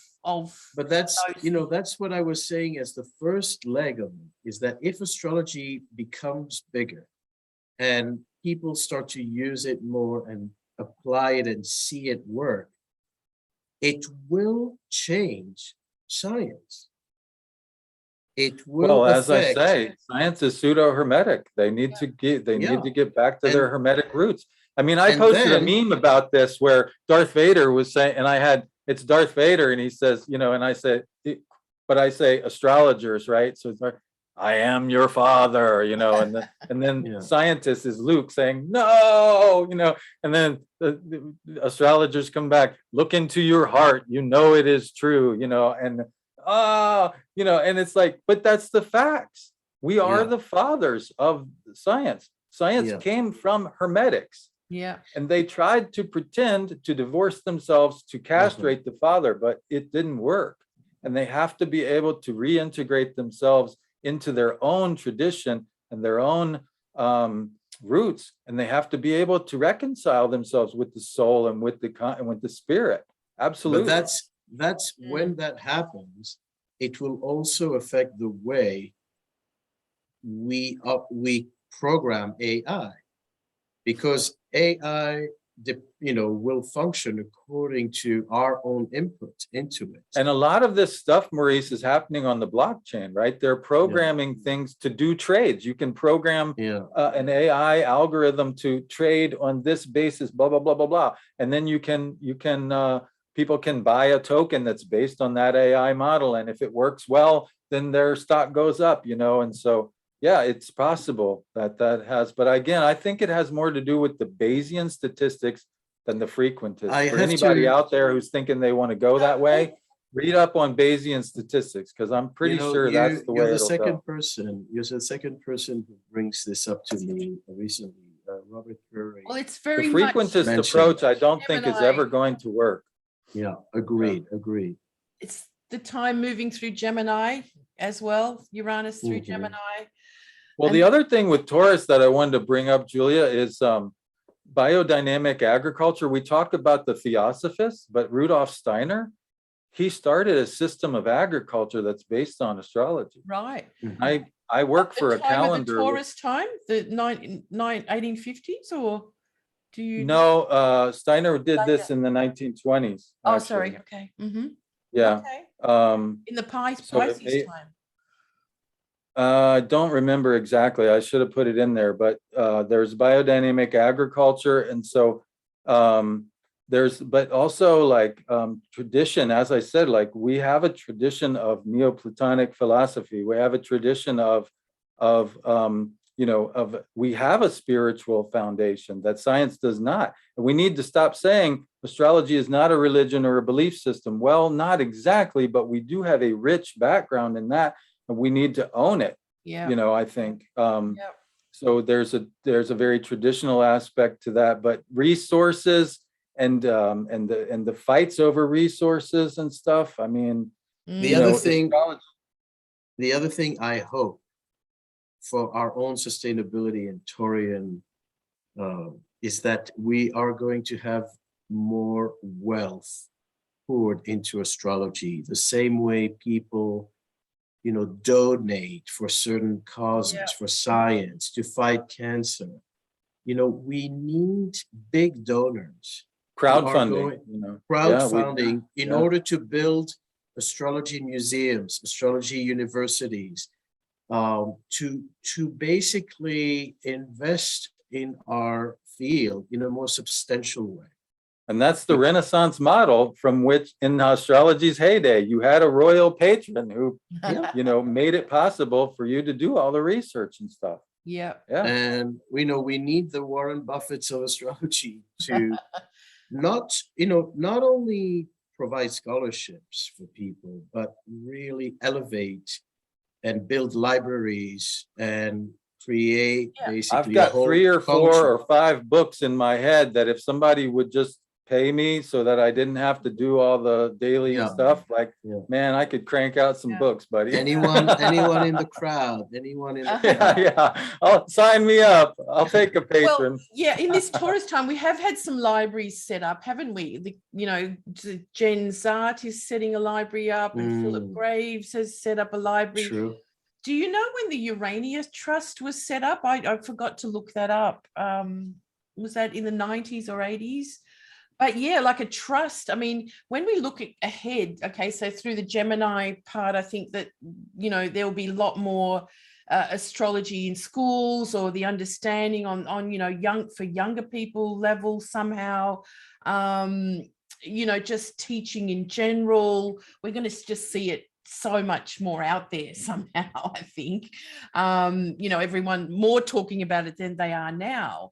But if we look a bit more into the future, Uranus in Cancer, where the next conjunction is, with to Jupiter, me that speaks of, remember the Theosophical Society being set up in 1870? That was the last time the conjunction was in Cancer. Is this about building a home? We've kind of dreamt about having an island, I'm just kidding. Well, that was my dream, my dream back in the 2000s when I bought some land in North Carolina, and I thought it would be great to have, a center. I don't know, 2, 3, 4, 5, 6 other astrologers living on the land together, like the old hippie communes, and we would all be like day to day as we were passing each other, going to the berry patch or whatever. Hey, what about this? And we would sit down and talk about it, because it's very appealing with Pluto in Aquarius coming up and price. And then what happened was everything just moved online. All the community was online. And I thought, well, that's not going to happen. But think about if we lived and breathed this stuff every day, all day, like a community of monks who live together and work together, and monks and nuns, think about that. Like if we did that, that would be really amazing. This is what I kind of see, or imagining centers and retreat centers fully dedicated to astrology. Like if there was a foundation that ran it, someone would be overseeing the place, you know, people. So we collect the funds in Taurus, and then we. That's right, and then we build build it over time. I mean, it's like I've talked to many, let's say, big astrologers about this, and it's like, where do we do? You know, like of course there's the money In Australia. Where? Yeah, okay.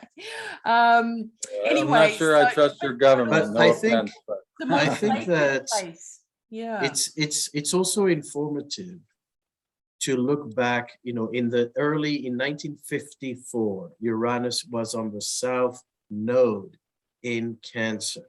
You know, Robert Blaschke himself was born in around the early 50s with that Yes. conjunction. With Jupiter as well. Jupiter was in Cancer, thereabout, and then Uranus. And you have many astrologers who were born with that South Node in Cancer, conjunct Uranus. And so there's an echo of that when it moves to the North Node. And as when you mention it, it's also going to conjunct Jupiter in Cancer again. So not only do you have Uranus on the North Node, but you have Uranus, Jupiter in Cancer. And to me, first of all, I think this is when we're going to colonize other planets and find homes. You know, find our own planet. No, truly, I think that's going to make that leap. But as far as astrology is concerned, you know, many of the Cancer, Uranus in Cancer generation are, you know, very skilled at bringing this vast higher knowledge into the emotional application. And, you know, the therapeutic aspect. healing. And healing. Yeah, well, and, as part of healing temples. That's how I see it. You know, like it's Yeah, whole the Taurus too. I mean, the herbalism, the movement that's happening, you know, and the healing, And- healing through astrology. Yeah, and women, you know, there's a whole also, we know that the majority of astrologers are women. And the movement of Uranus in Cancer also empowers women leadership in the field of Taurus astrology. as well. Really, you know. Yeah. Yeah. Yeah. Well, So yeah. I think that, you know, we're going to see more of that. I mean, you can see that in the 70s when the Uranus North Node conjunctions go from fire and air. It was mostly a male dominated field. And then along comes Liz Green and a lot of these, you know, the women, Yeah. you know, become more prominent, Demetra George and so forth, you know. Yeah. Well, we better sort of wrap it up a bit, but it makes it No, so we can interesting. talk about the 2300s Can we? and see When, where Uranus is going to be there. Let's just see how we go for the next 14 years or so. We'll see, all right. yeah, see if we can get by without killing each other with Mars entering the scene. Yeah. Any sort of closing notes? I mean, I just want to point out that, hang on, I'm going the wrong way, that I really think the Renaissance that we're in to do with astrology and the kind of the rise of it was kind of focused around the Venus transit of 2012. There was a whole lot of, you know, let's say attention around things at the time anyway. But if we look at the node of Uranus, the node of Venus, and the Venus star point, they're all together, right? And remember the connection of Venus and Uranus, you know, in myth and now, you know, in this nodal sort of story. And then it continues to 2024. There's another very, very close conjunction of that. And then it starts petering off. So in my kind of thinking, I'm wondering, is, you know, I don't know, you know, will it continue? Will it be as vibrant as it is now? Although, you know, there's many years still in that. Do you know what I mean? I'm just, you know, was this Venus transit some kind of a, you know, really big sort of opening of that Renaissance? Because these transits were happening at that time, of course, as well. Yeah. And Neptune moves into Pisces then as well. Yeah, well, if you think about for a second, what is a planet on its node? It is the planet crossing the ecliptic, right? Because, and this is why Pluto is not a planet, by the way, because Pluto is not on the same plane as all the other planets. It's very much tilted. but all of the planets go on the same basic plane, but they each have, you know, a little bit different Yeah. planes. And so what's happening is when a planet is crossing the ecliptic, it is injecting its energy directly into the Earth plane, because the ecliptic is the Earth plane around the sun. Yeah. So what you have here is you have this injection of, and it's interesting that you brought up earlier Venus Urania, right? Because look, their nodes are right together. That's right. They're reversed, but still. So you have this injection of Venus into the Earth plane, and so Venus is the planet of beauty and order. Yeah, beauty and but a beautiful order.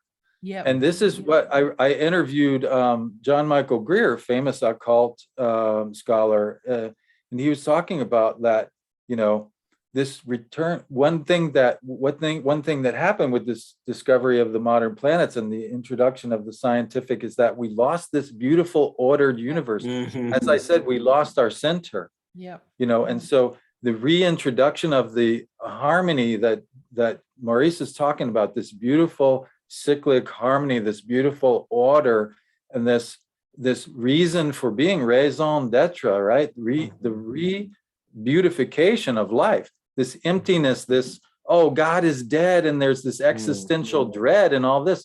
What if we just, you know, focused on the beauty? Yeah. Yeah. That is a good I think vision. that's, you know what I'm saying? I think, to me, that's where Venus, you know, comes in, is Yeah. to that she gives us back the beauty of the cosmic order. Mhm. And Yeah, I mean, it's a very long time before. What's that, Maurice? an upgraded order. Yeah. Because upgraded order. Yeah. because I think if we look at it also from a natal chart point of view, people who have the strong Taurus Aquarius interplay in their chart, Venusian, Uranian, even Saturnian, are going to be folks who have a natural skill and understanding and intuition about sacred geometry. Yeah. You know, to bring proportion, that beauty, you know, the Venusian, the Taurian beauty that pleases your senses has a science behind it. It's not Perfect. random. Yes. So that combination is very interesting. Yeah. Yes. So that's why I thought I'd bring it up as a beautiful inspiration to, let's say, maybe round this up a bit, because it's been like, you're reading the comments here, everyone's just loving the conversation, and I know we could probably go on, but maybe we have to be on the farm, and then we can stay up all night talking about this stuff, looking at the stars, the beautiful right? retreats that again, a center is in my inspiration somehow. I'm not sure how it will ever happen. And another thing, Julia, you remember we have an idea to create a huge astrology festival. That's a festival as opposed to a conference. You're on. I know. I've got some people thinking about it, and I said we got to start. Please make it in a dark sky location where we can actually see the stars, and we aren't cooped up in a hotel the whole time. You would betcha, with fires at night and all kinds of beautiful things that we do. We have a retreat coming up. It's not as big as a festival yet, but we are basing it on Venus, because two have been cancelled in the last 2 years, and we're doing it over the weekend of the next Venus star point. So if anyone wants to come to Australia from afar, please have a look at our program. It's going to be amazing. Are you accepting people now? Yes, it's open to if you want to come from afar, come, let me know. We'll stick you in the program. But Australia's allowing foreign travelers. Do you have to have your passport? No, it's all dropped. Everything's wow. You do need to be vaccinated to enter Australia. No, you don't anymore. No. Even foreigners? Mm-hmm. Wow. That stopped on the 6th of July. So great news for everyone out there that, you know, has done their own thing. So and Maurice is coming on the 21st. And then Maurice, yeah, you're visiting before the retreat. Hey, that guy looks familiar. Yeah. So for anyone in Melbourne or coming from Victoria, or, you know, come down from wherever you are to come for Maurice's workshops on a Sunday, but also, again, we welcome visitors from everywhere. And yeah, have a look on the website. The CIA website's got all those details for you. But, you know, Gary, Maurice, yeah, a festival is on the way. Let's do it. So one thing I would like to also plug in, if you don't mind, speaking of Venus and the star point, those of you who cannot make it to Australia, we will have an Venus event at Omega Institute coming up in September with Ariel Goodman. So I'm plugging the link in the chat. Yes, and I'll put the links into what I send out to everyone with the video as well. Okay, so great. So that's a great conference coming up in upstate New York at Omega Institute about also the Venus, the shift of the Venus point. And that's, you know, that's a whole other big subject. We're going to be doing a symposium on that also coming up in October. But, you know, check out what the CIA has to offer, because we've got an amazing, and Gary, having said that, we need to put you on our program for next year. It's full for now, but I'd love to invite you to right on with us. Yeah. Just make sure you pay me well. No, I'm kidding. I'm not kidding. It's Taurus time. It's Taurus time. We do very much. I appreciate it. Paying astrologers. Thank you. Yeah, I would be honored. Yeah. Anyway, but if you want to support the CIA so we can do more stuff and build that amazing temple one day, right on. You know, make sure to join Absolutely. up. And we've got a payment plan now, which makes it just so much easier, you know, to sort of pay for the year, which is really great. So Gary, what about you? Anything you want to plug? What you got coming up? You're amazing. Well, let's see. Let's see. I don't have any speaking dates until late in the year. I think I'm doing a virtual thing. I don't have any live events this year. I would just encourage people to stop by the websites of each one of us and sign up for the free newsletter and all the, you know, subscribe to the channels and all that stuff, because that's the least you can do to be supportive. So even if you can't, you know, donate financially or whatever, please remember to sign up and subscribe to our channel, subscribe and all that stuff, because, you know, that's sort of the currency of the day is followers and everything. And I would, and, you know, tune into the podcast and whatnot. And, you know, we'll be talking about this stuff a lot more. And, you know, Julia said earlier, you know, this is inspiring us to think about, wow, there's so much more that could be done here. Maybe there's even a book here or whatever. And so I like the idea of people writing segments so that it's doable, as opposed to thinking, oh, I'm going to put 10 years of my life into, you know, the reasons I've not written. I think it was, who was the Prime Minister of England? The Churchill said, you know, the book starts out like a mistress, you know, it's kind of fun and exotic, and then it becomes like this taskmaster, and then finally you just fling it out there to be done with it, you know. And that's sort of my experience. It's a process writing a book. But yeah, if you divide it up, Maurice and I have already been part of a compilation together.